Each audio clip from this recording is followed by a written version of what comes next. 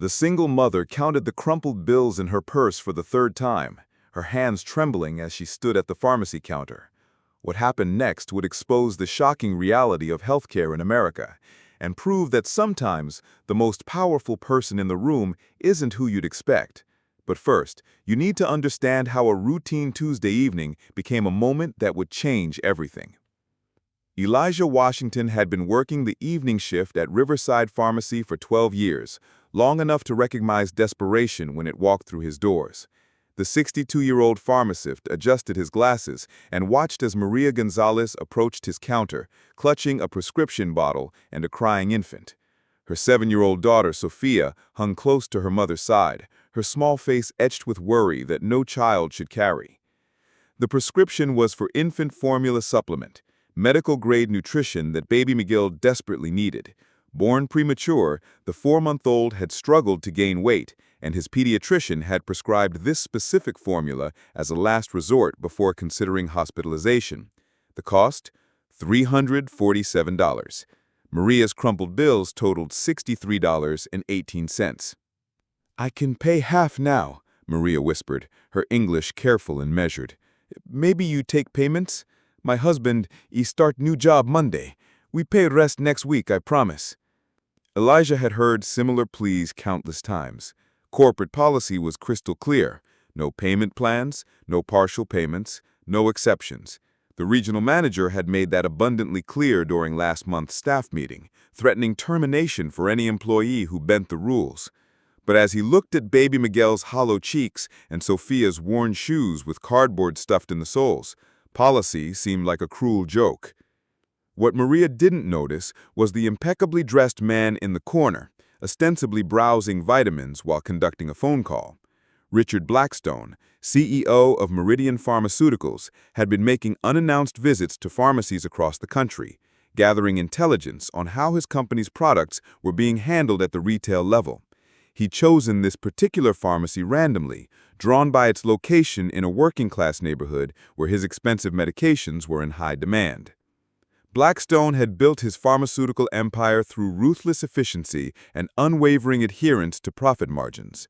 At 58, he commanded a company worth $12 billion, lived in a mansion with 16 rooms, and hadn't set foot in a regular pharmacy in over a decade.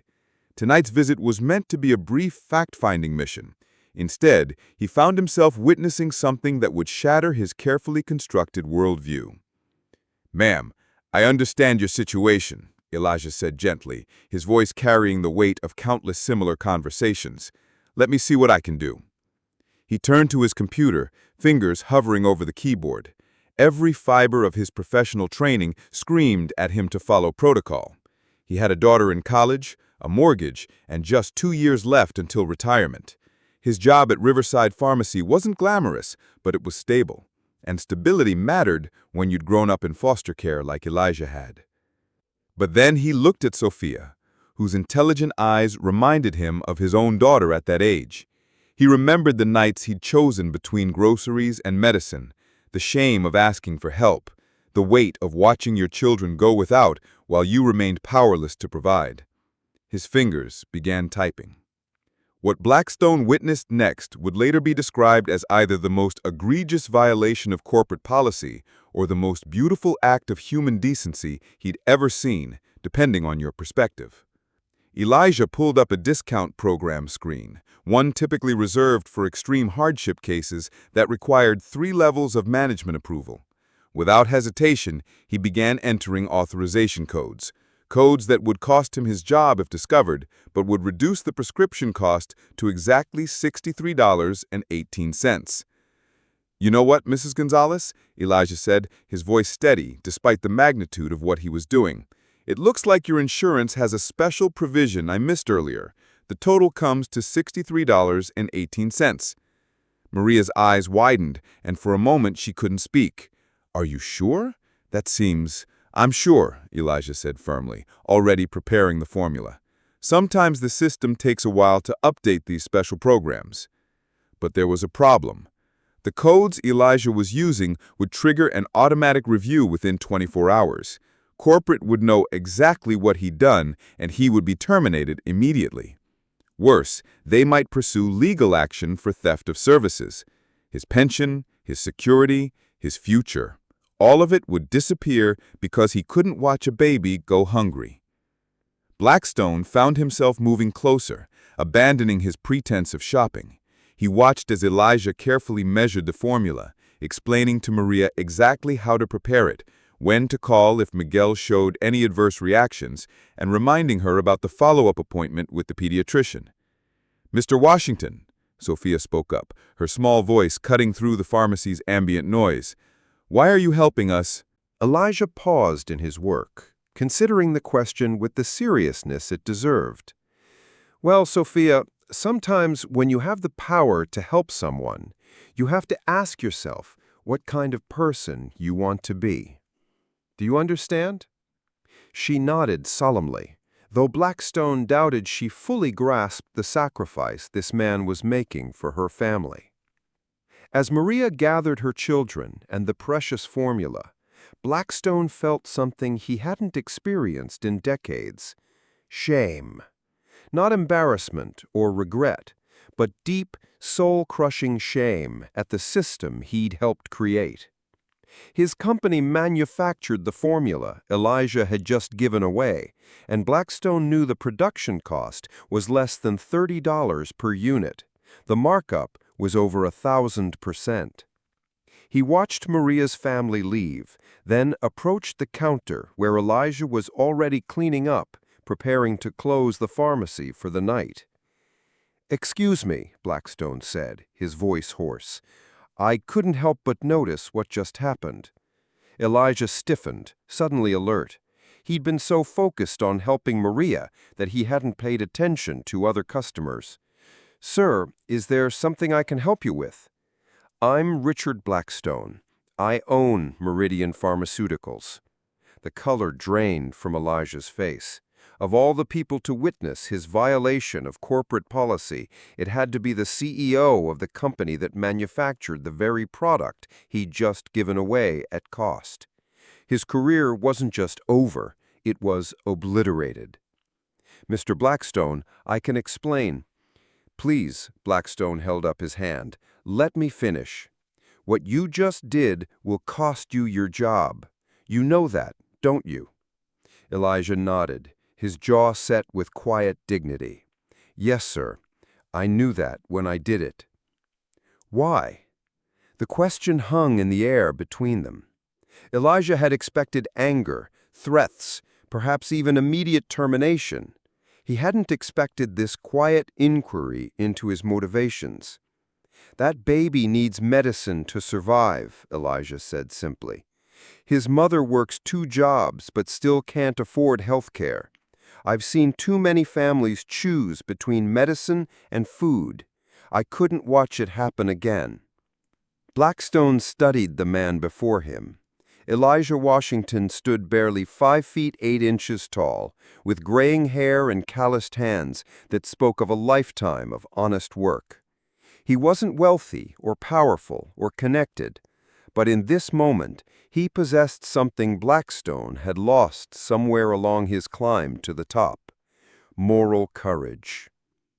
"Do you know how much that formula costs to manufacture?" Elijah asked. "No, sir." $28. We sell it to pharmacies for $140. They retail it for over $300. That family's monthly struggle to afford medicine nets my company about 4,000% profit. Elijah said nothing, but his expression spoke volumes. Blackstone walked to the pharmacy window and stared out at the parking lot where Maria was strapping baby Miguel into a car seat that's seen better days. Her ancient Honda Civic sputtered to life, and she drove away into the night, unaware that her story had just changed the trajectory of a pharmaceutical empire. "I built this company believing that life-saving medicine should command premium prices. Supply and demand, market forces, shareholder value, all the principles they teach in business school. But watching that interaction, seeing that choice you made, I realized I'd been looking at this all wrong." He turned back to Elijah, who remained silent, perhaps sensing that something significant was unfolding. "You're going to lose your job. There's no way around that. The system will flag what you did, and corporate policy demands termination. But I want to offer you something else." Elijah frowned, unsure where this conversation was heading. "I want you to come work for me. Not at Meridian. That's too bureaucratic, too entrenched. I'm starting something new. A non-profit pharmaceutical company that manufactures life-saving drugs at cost. No shareholders, no profit margins, just medicine for people who need it." The offer hung in the air like a lifeline neither man had expected. "I don't understand," Elijah said slowly. 20 years ago, I lost my father to diabetes. We had insurance, money, access to the best health care in the country.